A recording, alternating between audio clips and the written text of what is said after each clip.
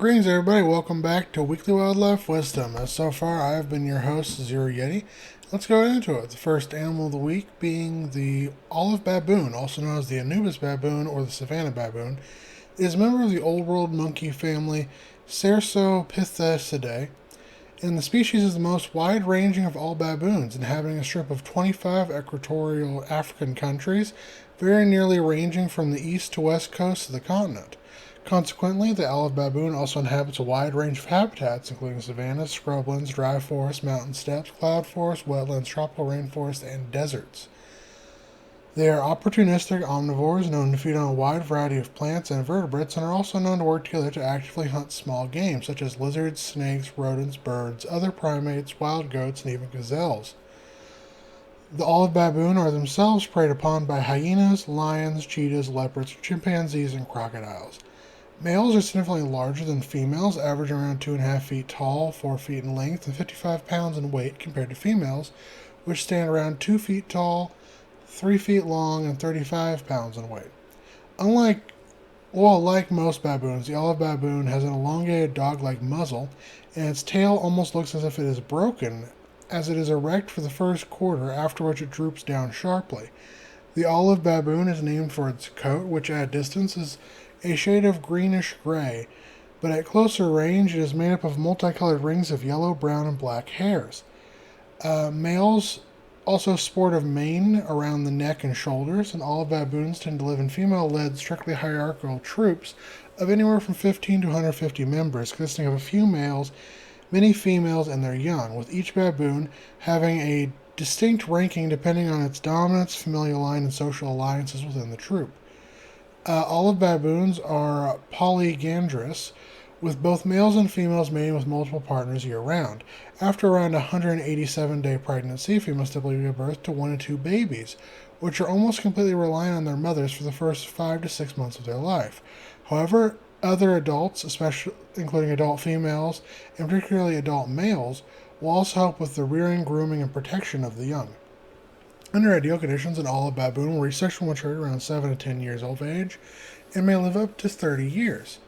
Next up is the neon tetra, which is a freshwater fish in the family Characidae in the order Characheriformes, and is named to the South American countries of Colombia, Peru, and Brazil, where it can be found throughout the Blackwater and Clearwater streams of the Amazon River basin. The neon tetra is an incredibly popular fish amongst aquarium freshwater hobbyists, with neon tetras being one of the most widely kept tropical fish species in the world. Because of this, they have been introduced to Singapore and the southern United States. They are extremely social animals, living in schools of several dozen to several hundred individuals, as they swim around feeding on worms, insect larvae, fish eggs, crustaceans, diatoms, and other plant materials. Reaching 1 to 1.5 inches in length, neon tetra typically sport light blue-black over a silver-white abdomen, and is characterized by iridescent blue and red horizontal stripes along each side of the fish, with the rest of the fish being partially transparent.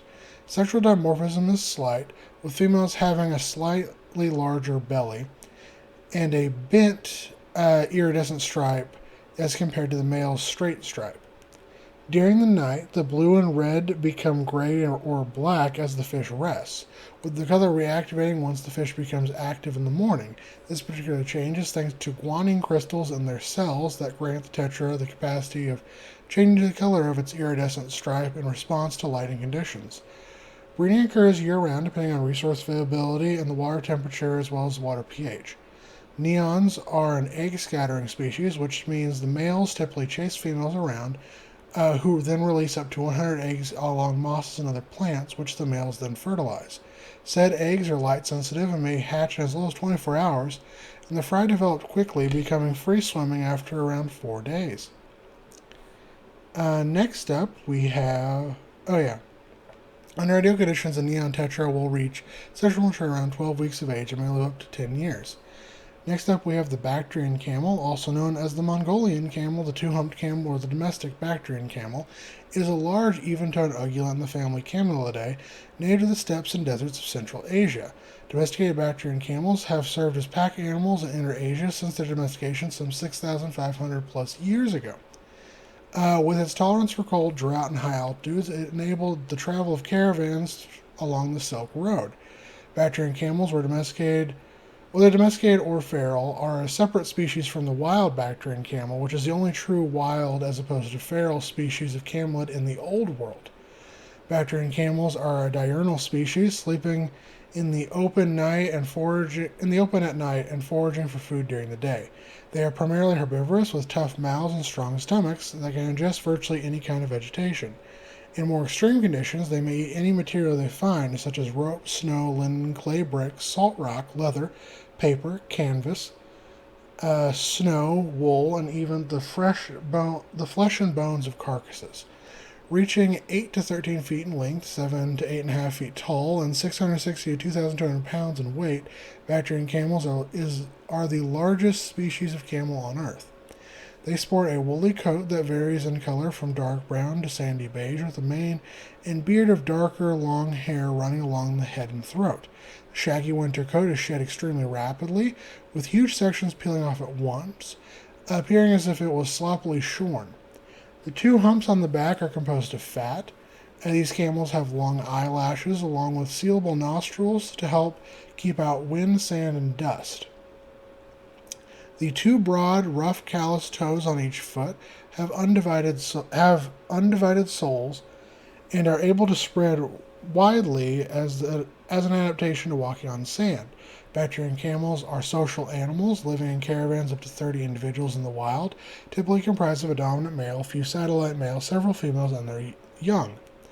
The dominant male leads the caravan on their migrations, and most males tend to live solitary or in bachelor herds until they acquire their own harem of females. Mating occurs in accordance to resource availability, with females giving birth to 1 to 2 calves after a 13-month pregnancy. Said young will remain with their mother and the herd until they are between 3 and 5 years of age. Under ideal conditions, a Bactrian camel may live up to 50 years. Next up, we have the Portuguese Man of War, also known as the Pacific Man of War, the Indo-Pacific Man of War, the Blue Bottle, or simply the Man of War. It is a species of marine hydrozoan in the genus Physalia, of which it is the only species, and in turn, Physalia is the only genus in the family Physalidae.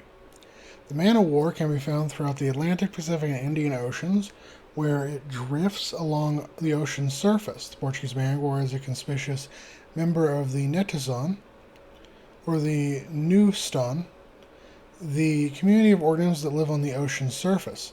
It possesses powerful, painful venom strong enough to immobilize and on rare occasions kill humans. Although it superficially resembles a jellyfish, the Portuguese Man of War is in fact a siphonophore, and like all siphonophores, is a colonial organism which is made up of many smaller units called zooids. All zooids in a colony are genetically identical and fulfill specialized functions such as feeding, reproduction, and homeostasis, allowing them together to form the colony and operate the colony as if it were a single individual. New zooids are added by budding as the colony grows.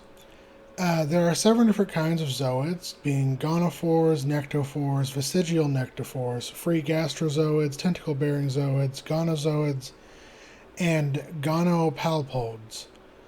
The phunometophore, or gas bladder, is the most conspicuous part of the Man of War. It's translucent and tinged in blue, purple, pink, or mauve, and may be 3 to 12 inches long and rise up to 6 inches above the water. The phunometophore functions as both a flotation device and a sail for the colony, allowing the colony to move along with prevailing winds, and it can be deflated to allow the colony to fully submerge under the water. The colony hunts and feeds through cooperation of the gastrozoids and the tentacle-bearing zooids. The latter are equipped with tentacles, which can reach 30 to 100 feet in length, and each tentacle bears tiny coiled thread-like structures called pneumocytes. The pneumocytes, or nematocytes, trigger and inject venom on contact, stinging and paralyzing victims such as squids, crustaceans, and fish. Contraction of the tentacles drags the prey inward into range of the gastrozoids, which then surround and digest the food by secreting enzymes, then pass those nutrients along to the rest of the colony. Despite their size and danger, man-o-wars are themselves regularly preyed upon by loggerhead and leatherback sea turtles, ocean sunfish, blanket octopus, violet snails, blue dragons, and the man-o-war fish. Next up is the boa constrictor, also known as the red-tailed boa or the common boa. It is a species of large, non-venomous, heavy-bodied snake of the family Boidae that is native throughout much of tropical South America and parts of the Caribbean, including Colombia, Ecuador, Peru, Venezuela, Trinidad and Tobago, the Florida Keys, the U.S. Virgin Islands, Guyana, Suriname, French Guiana, Brazil, Bolivia, Uruguay, and Argentina. Here they can be found in a wide variety of habitats, including dry forest, grasslands, semi-desert, swamps, and in particular tropical rainforests.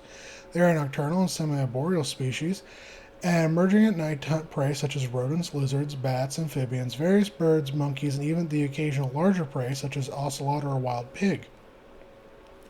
Depending on the locality, a boa constrictor can reach anywhere from 3 to 14 feet in length and 10 to upwards of 60 pounds in weight. Clear sexual dimorphism is seen in this species, with females generally being over a third larger than males in both length and girth. Coloring of boa constrictors can vary greatly depending on locality. However, they are generally a brown, gray, or cream base color patterned with brown or reddish-brown saddles that become more pronounced towards the tail. This coloring gives the boa constrictor species the name common red-tailed boas. The coloring works as a very effective camouflage in the jungles and forests of its natural range, and the mating season typically occurs from April to August, during which time snakes will typically mate with several partners. And while reproduction in boas is almost exclusively sexual, they are also known to occasionally reproduce asexually via parthenogenesis, wherein females can reproduce without the aid of males, albeit to only female offspring. Regardless of the method, boa constrictors are viviparous, and the females give birth to 10 to 65 live young after a 100 to 120 day gestation period. The young are independent at birth and grow rapidly within the first few years, shedding regularly about once every 1 to 2 months. Under ideal conditions, a boa constrictor will reach sexual maturity around 3 to 4 years of age and may live up to 30 years. Next up is the red-crowned crane, which is also known as the Manchurian crane or the Japanese crane. It is a species of large East Asian crane, the genus Grus. In the spring and summer, the migratory patterns of the red-crowned crane are that they breed in Siberia, northeastern China, and northeastern Mongolia before migrating in the fall to overwinter in the Korean Peninsula, Taiwan, and east-central China. In addition to the migratory populations, there is a resident population on Japan's Hokkaido Island. These birds inhabit wetlands, marshes, rivers, paddy fields, mud flats, and tidal flats where they feed upon crustaceans, amphibians, insects, mollusks, fish, small reptiles, rice, parsley, carrots, red buds, acorns, buckwheat, and a variety of water plants. They are a somewhat social species, typically living in mated pairs or small related flocks, and congregating in flocks of up to 80 strong in order to migrate and breed. They stand around 5 to 5.5 feet tall, weighing around 10 to 23 pounds, and sport a 7.5 to 8.5 foot wingspan. Males tend to be heavier than females. In both sexes, the plumage is white, with black tail feathers, black neck and face, as well as a row of black feathers on the wings. The bill is olive green, and their legs are grayish black. Then they are named for their distinctive patch of bare red skin at the top of their head, and the mating season occurs from April to May, during which time pairs will perform courtship rituals called duetst, where they perform synchronous dances consisting of hops, spins, skips, jumps, calls, bows, wing beats, neck shaking, and strutting in unison. The pair will work together then to construct a nest out of twigs and grasses, where a female will lay 1 to 3 eggs, which have both parents incubate in shifts for around 30 days. Once hatched, chicks are fed and cared for by both parents until they leave the nest at around 2.5 years old, but may remain by their parent's side for another year. Under ideal conditions, a red-crowned crane will reach sexual maturity around 3 to 4 years of age and may live upwards of 25 years. Next up is Tiktolic, which is an extinct genus of Sarcopterygian or lobed fin fish. that lived throughout what is now the Arctic Circle during the Frasnian stage of the late Devonian period, around 377 to 372 million years ago. The first remains of Tiktaalik, consisting of 3 partially complete skeletons, were found in 2004 in the Fran Formation of the Ellesmere Island in Nunavut, Canada. The discovery was made by Dr. Edward B. Dushkler, Dr. Neil H. Shubin, and Professor Farnish A. Jenkins, Jr., with the name Tiktolic being an Inuktitut word meaning large freshwater fish. The species name Rosea referring to the donors who funded the expedition. Reaching 4 to 8 feet in length, Tiktolic is a non-tetrapod member of the bony fish, complete with scales and gills, but sports a triangular flattened head and many unique features indicative of later tetrapods. It had a well-developed flexible neck, allowing it to move its head without having to move much of its body as well, allowing it to more easily hunt in shallows where body movement would have been restricted. The rib cage is quite sturdy, especially when compared to other fish, and would have helped the animal support its weight anytime it ventured outside of a fully aquatic habitat.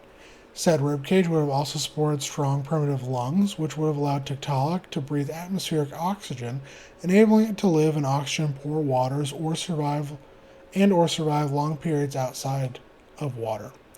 Its unusual cleaver-shaped fins have thin ray bones for paddling like most fish, but they also have sturdy interior bones that would have allowed Tiktolic to prop itself up in shallow water and use its limbs for support as most four-legged animals do today. These characteristics mark Tiktolic as a crucial transition fossil, a link in evolution from swimming fish to four-legged vertebrates. This and similar animals might be the common ancestors to all vertebrate terrestrial fauna, such as amphibians, reptiles, birds, and mammals. As always, take care to my guides, gals, and my binary pals. Have a wonderful day.